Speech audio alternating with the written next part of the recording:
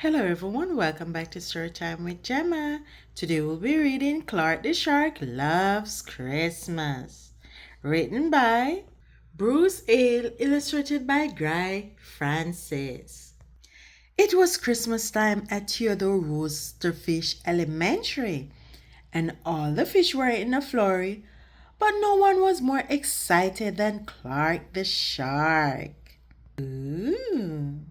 Christmas rocks, Clark yelled.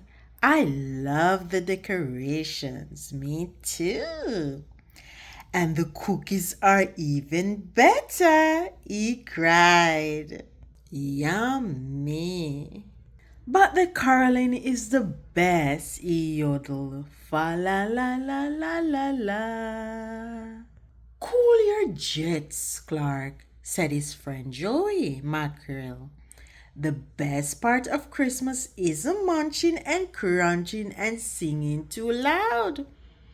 What do you mean? Asked Clark. It's hard to explain, said Joey. Then Mrs. Inkydin announced, time for Secret Santa. Secret Santa, said Clark. I didn't know Santa was a spy. Cool. Mrs. Inkydink explained that everyone would pick a name from a hat, and whichever name you drew, you get that classmate a gift. But you can't tell who you pick, she said. Where does the spine come in? Clark wondered. Everyone picked names. Clark chose Benny Bluefish, but all he wanted to know was who picked my name. Nobody spoke. It's a secret, said Miss Inkydink. I ate secret, said Clark. Then Clark had a sharky idea. He told Joey, now I get it. The best part of Christmas is getting presents. So what are you giving me? But Joey just shook his head. Over the next few days, Clark tried to spy like Santa. He peeked into his classmate's desk to figure out who had his present. But all he found was a shell, a $1, and an old peanut butter and jelly sandwich. He tried to trick his friend with rhymes like every fire has a spark. I bought a gift and it's for... But nobody confessed. Secret Santa stayed top secret. One morning, Mrs. Inkydink told the class, today is your last chance to buy a gift because tomorrow is Secret Santa Day. Oh boy, said Joey. Oh joy, said Amanda. He'll wiggle. Oh no, cried Clark. He tried so hard to learn what his Secret Santa was getting him, he had forgotten about Benny's present. Even worse, he blew his allowance on the newest issue of Captain Suckermouth.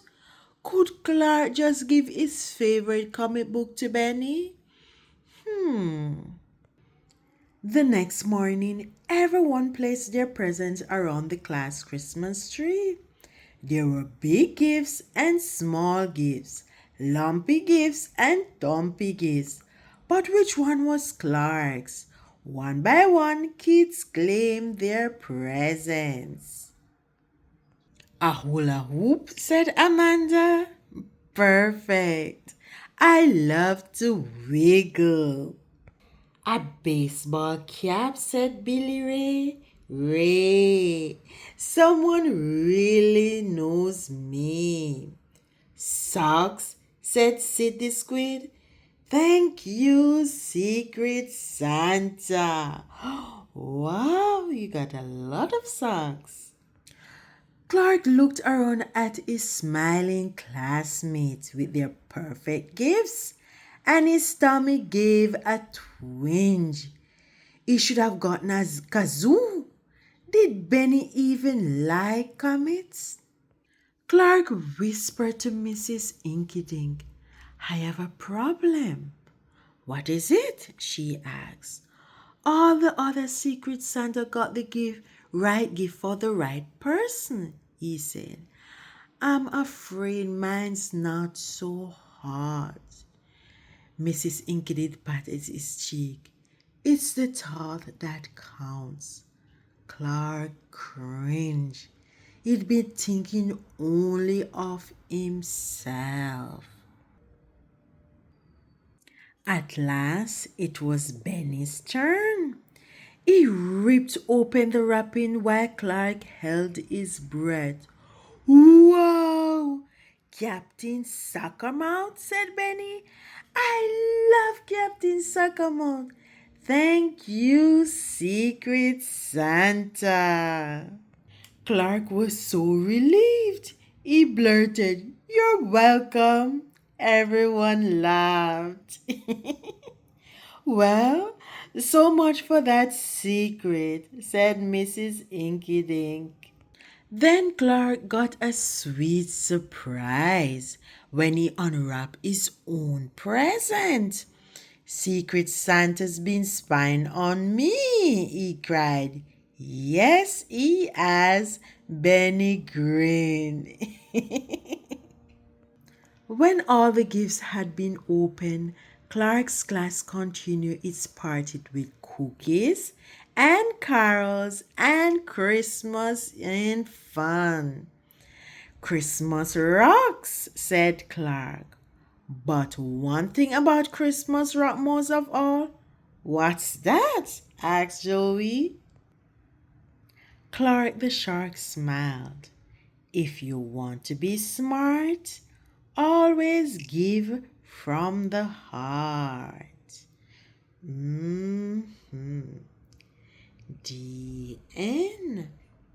Thanks for tuning in to Storytime with Gemma. See you next time.